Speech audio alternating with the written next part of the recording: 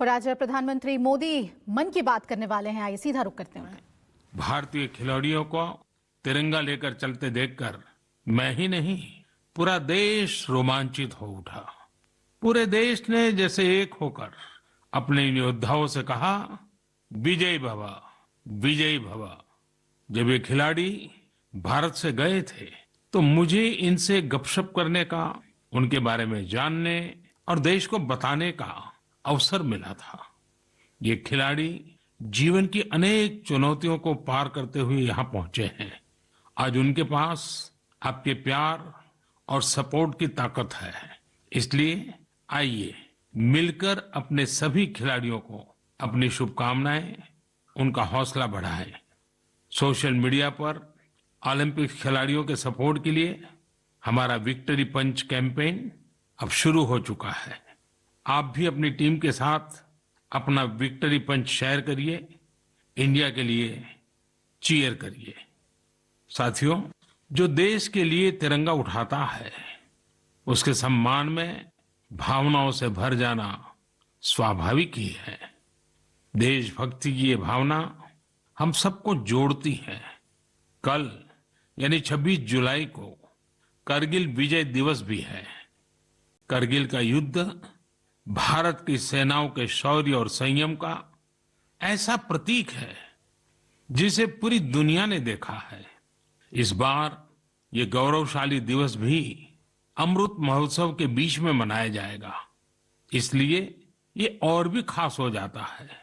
मैं चाहूंगा कि आप करगिल की रोमांचित कर देने वाली गाथा जरूर पढ़ें।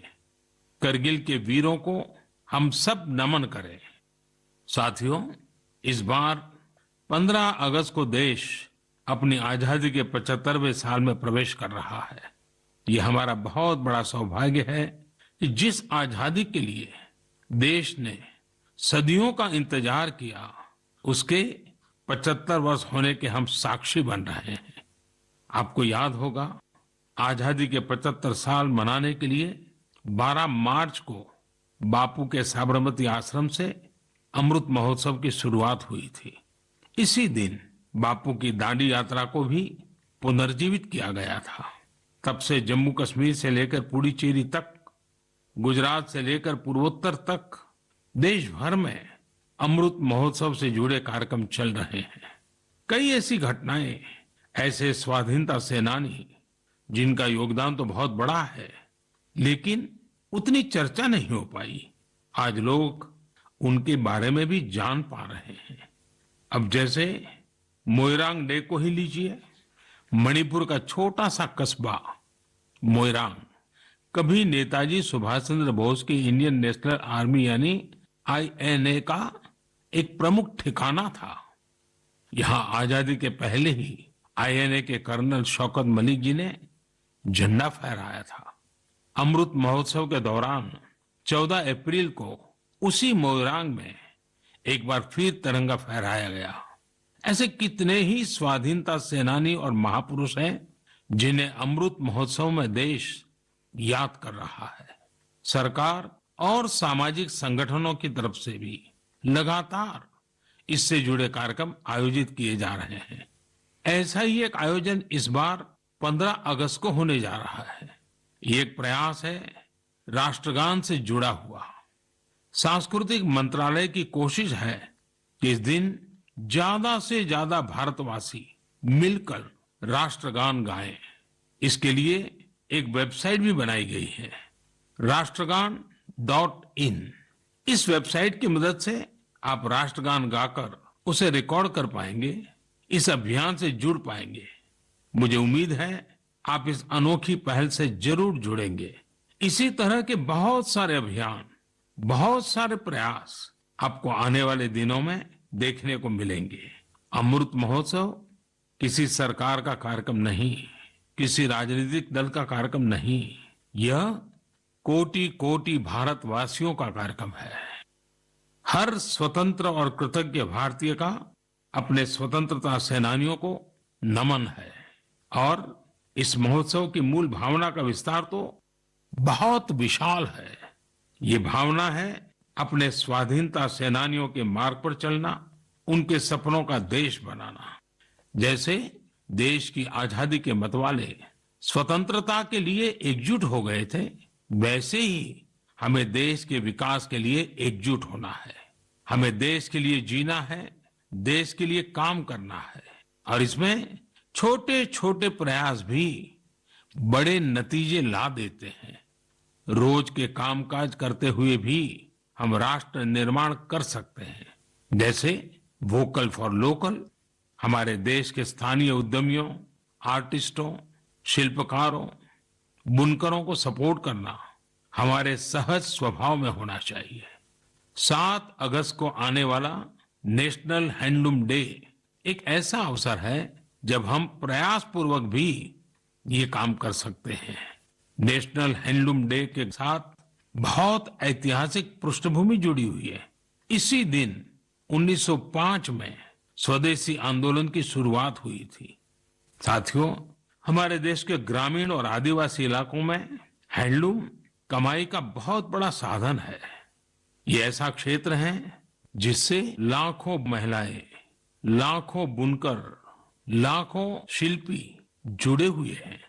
आपके छोटे छोटे प्रयास बुनकरों में एक नई उम्मीद जगाएंगे। आप स्वयं कुछ न कुछ खरीदें और अपनी बात दूसरों को भी बताएं। और जब हम आजादी के 75 साल मना रहे हैं, तब तो इतना करना हमारी जिम्मेवारी बनती ही है भाइयों।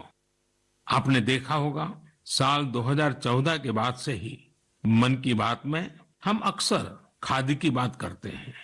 ये आपका ही प्रयास है कि आज देश में खादी की बिक्री कई गुना बढ़ गई है।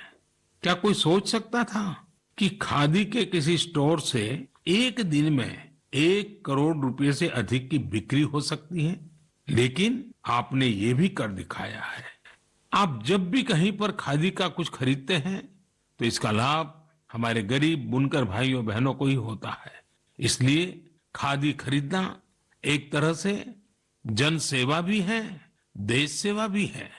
मेरा आपसे आग्रह है कि आप सभी मेरे प्यारे भाइयों बहनों ग्रामीण इलाकों में बन रहे हैंडलूम प्रोडक्ट्स जरूर खरीदें और उसे #myhandloom mypride के साथ शेयर करें। साथियों, बात जब आजादी के आंदोलन और खादी की हो तो पूज्य बापू का स्मरण होना स्वाभाविक है। जैसे बापू के नेतृत्व में भारत छोड़ो आंदोलन चला था, वैसे ही आज हर देशवासी को भारत जोड़ो आंदोलन का नेतृत्व करना है। यह हमारा कर्तव्य है कि हम अपना काम ऐसे करें जो विविधताओं से हमारे भारत को जोड़ने में मददगार हो। तो आइए हम अमृत महोत्सव को ये अमृत संकल्प लें कि देश ही हमारी सबसे बड़ी आस्था, सबसे बड़ी प्राथमिकता बना रहेगा। नेशन फर्स्ट, ऑलवेज फर्स्ट के मंत्र के साथ ही हमें आगे बढ़ना है। मेरे प्यारे देशवासियों, आज मैं मन की बात सुन रहे मेरे युवा साथियों का विशेष आभार व्यक्त करना चाहता हूं। अभी कुछ दिन पहले ही माय.गॉव की ओर से मन की बात के श्रोताओं को लेकर एक स्टडी की गई थी। इस स्टडी में ये देखा गया कि मन की बात के लिए संदेश और सुझाव भेजने वालों में प्रमुखतः कौन लोग हैं। स्टडी के बाद ये जानकारी सामने आई कि संदेश और सुझाव भेजने वालों में से करीब करीब 75% लोग 35 वर्ष की आयु से कम के होते हैं। यानी भारत की युवा शक्ति के सुझाव मन की बात को दिशा दे रहे हैं। मैं इसे बहुत अच्छे संकेत के रूप में देखता हूं। मन की बात एक ऐसा माध्यम है जहां सकारात्मकता है, संवेदनशीलता है। मन की बात में हम पॉजिटिव बातें करते हैं। इसका कैरेक्टर कलेक्टिव है।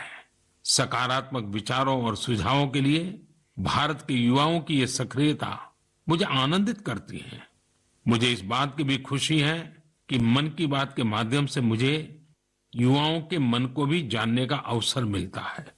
साथियों, आप लोगों से मिले सुझाव ही मन की बात की असली ताकत है।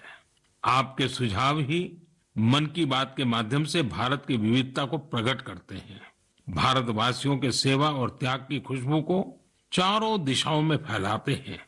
हमारे मेहनतकश युवाओं के इनोवेशन से सबको प्रेरित करते हैं। मन की बात में आप कई तरह के आइडियाज भेजते हैं। हम सभी पर तो चर्चा नहीं कर पाते, लेकिन उनमें से बहुत से आइडियाज को मैं संबंधित विभागों को जरूर भेजता हूं ताकि उन पर आगे काम किया जा सके।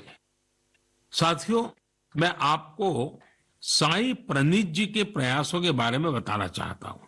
साई प्रणीत जी एक सॉफ्टवेयर इंजीनियर है, आंध्र प्रदेश के रहने वाले हैं।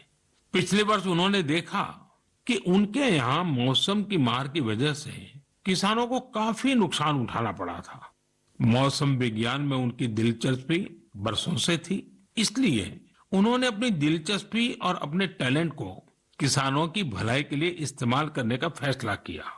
अब वे अलग अलग डेटा सोर्सेज से वेदर डेटा खरीदते हैं, उसका विश्लेषण करते हैं और स्थानीय भाषा में अलग अलग माध्यमों से किसानों के पास जरूरी जानकारी पहुंचाते हैं। वेदर अपडेट्स के अलावा प्रणीत जी अलग अलग क्लाइमेट कंडीशंस में लोगों को क्या करना चाहिए गाइडेंस भी देते हैं। खासकर बाढ़ से बचने के लिए या फिर तूफान या बिजली गिरने पर कैसे बचा जाए, इस बारे में भी वो लोगों को बताते हैं। साथियों, एक और इस नौजवान सॉफ्टवेयर इंजीनियर का ये प्रयास दिल को छूने वाला है, तो दूसरी ओर हमारे एक साथी के द्वारा किया जा रहा टेक्नोलॉजी का उपयोग भी आपको अचंभित कर देगा। ये प्रधानमंत्री ने कई अहम बातें कही। खास तौर पे उन्होंने ओलंपिक के खिलाड़ियों का हौसला बढ़ाया और कहा कि पूरे देश ने उन्हें विजय भव कहा है।